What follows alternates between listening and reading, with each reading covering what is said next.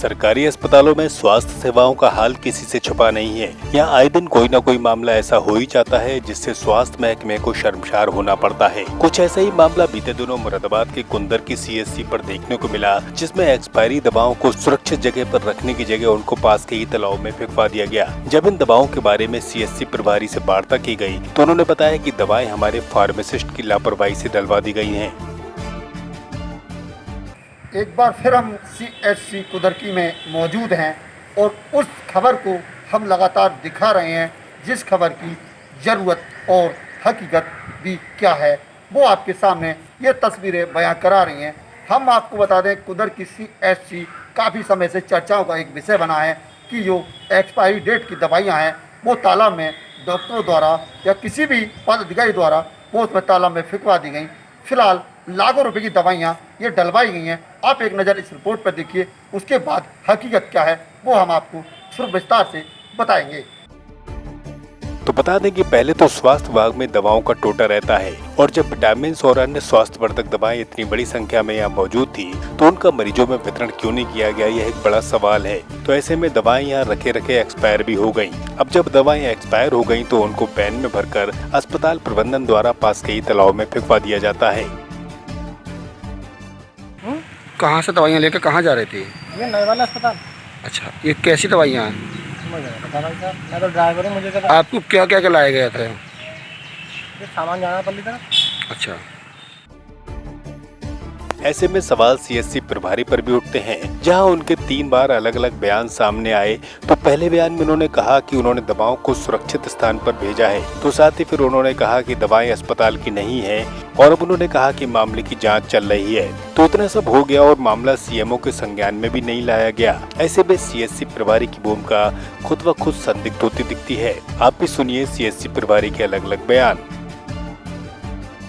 उसका कोई मामला नहीं है। अपने नई वाली पीएससी पे कोई एक्सपायरी दवा अवेलेबल नहीं है।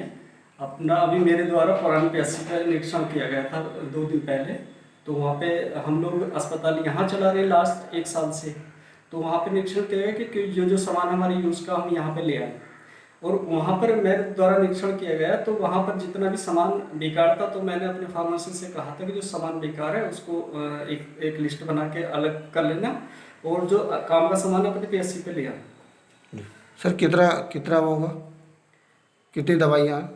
मतलब दवाइयाँ वहाँ पे एक्सपायरी वाली दवाइयाँ नहीं है। कुछ आयरन सिरप थे जिसके लिए डिस्ट्रॉइड के लिए उनको बोल दिया गया। पूरा एक्चुअली में क्या है, आप लोगों ने देखा होगा जो भी बचे, ठीक है। मेरे द्वारा जो भी इन्वेस्टिगेशन हुआ है, जो भी मैंने अपने फार्मेसी से पूछा है, तो उसने मेरे को बताया है कि ये दवाइयाँ मेरे द्वारा नहीं फेंकी गई हैं और ये कहाँ से आई मुझे नहीं पता। दूसरी चीज़ है, मैंने स्टॉक रजिस्टर चेक किया 2018 में, जो उसके पास स्टॉक आया था वो नील है, उसने आसार एनएम को डिस्ट्रीब्यूट कर दिया। सर 19 की है ना दवाइयाँ, तो उस पर नहीं 18 में बांट दी है, एक्सपायरी उनकी 19 थी। सर जैसे आपने अभी पिछली बार कहा था कि हम सुरक्षित जगह रखवाने के लिए दवाइयाँ ले जा रहे हैं निकलवा के, तो क्या आपने कहाँ रखवाया था उन्हें? नहीं, जो मैंने सुरक्षित जगह के लिए कहा था, पुरानी पीएससी पे स्टॉक रखा हुआ था, उसमें 2021 की दवाई थी, तो वो उठवा के यहाँ पर मंगवा कर रखवा दी। सर ये दवाइयाँ तालाब में सुरक्षित जगह, तालाब को माने या फिर कमरे को माने, क्या माने सुरक्षित जगह? तालाब का जो भी प्रकरण है वो तो सुरक्षित जगह नहीं है, लेकिन मेरे द्वारा वहाँ देखा गया तालाब में जो भी चीज़ था मैंने देखा उसमें, तो वहाँ पे जो उसके बॉक्स होते हैं, बॉक्स वहाँ पे पड़े हुए थे और मैंने वहाँ से उनको देखा तो मुझे दवाई वहाँ पे अवेलेबल नहीं मिली थी।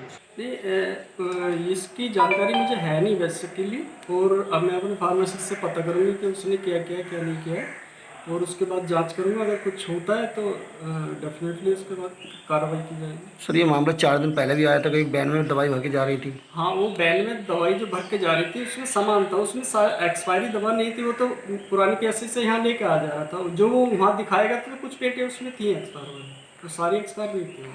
सर जैसे तालाब में दवाइयाँ पड़ी हैं और कोई पशु पानी पी ले तो क्या होगा? वो तो वैसे तो कोई वो नहीं है, लेकिन फिर भी जिसने ये किया है उसकी जांच करूँगा, जांच के बाद देखते क्या करना है। सर कितनी दवाइयाँ होंगी? अब ऐसा आइडिया नहीं, मैं फार्मेसी से पूछूंगा, देखूँगा, उसे चेक करूँगा क्या है। सर अगर सत्य बात होगी तो क्या कार्रवाई करेंगे आप? ना तो अपनी कार्रवाई की जाएगी फार्मासिस्ट के खिलाफ।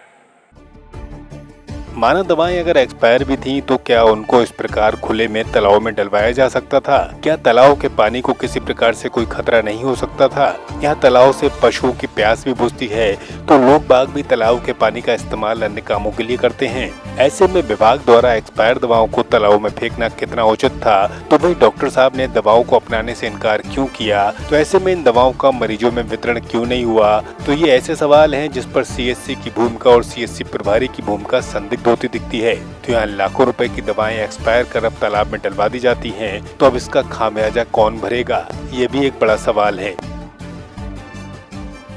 हम आपको बता दें, ये दवाइयाँ CHC कुदर की सरकारी अस्पताल की हैं जो डॉक्टरों द्वारा तालाब में फेंकवा दी गई। फिलहाल इस खबर पे हम पहले दिन खबर करने आए थे तो सूचना मिली कि जो एक्सपायरी डेट की दवाइयाँ हैं वो बैन गाड़ी में भरवा कर तालाब में फेंकवाने का काम किया जा रहा है। लेकिन उसी विषय में डॉक्टर साहब से बात की गई तो डॉक्टर ने बताया कि वो दवाइयाँ सुरक्षित जगह पे रखवाने के लिए ले जाई जा रही हैं। लेकिन हकीकत दूसरे दिन को सामने आई तो वो तालाब में दवाइयाँ पड़ी नजर आईं। फिलहाल डॉक्टर साहब ने कहा कि इनके हम जांच कर रहे हैं, लेकिन जांच के बाद जो अखबार में डॉक्टर साहब का इंटरव्यू छपा उसमें हकीकत क्या थी, डॉक्टर साहब ने दवाइयों को इनकार ही कर दिया। फिलहाल इस मामले पर अधिकारियों में घमासान मचा है, लेकिन कार्रवाई करने के लिए जिला स्तरीय अधिकारी कोई भी तैयार नहीं है। फिलहाल हम खबर को बार बार विस्तार से दिखाएंगे, आखिर सच्चाई क्या है और सच्चाई पे पर्दा क्यों डाला जा रहा है। ये ऐसी खबरों से आम जनता को रूबरू बराबर हम करवाते रहेंगे। फिलहाल हम आपको बता दें, आज फिर हम CHC प्रभारी राजपाल सिंह से मिले हैं और फिर भी अब कार्रवाई की बात कही गई है।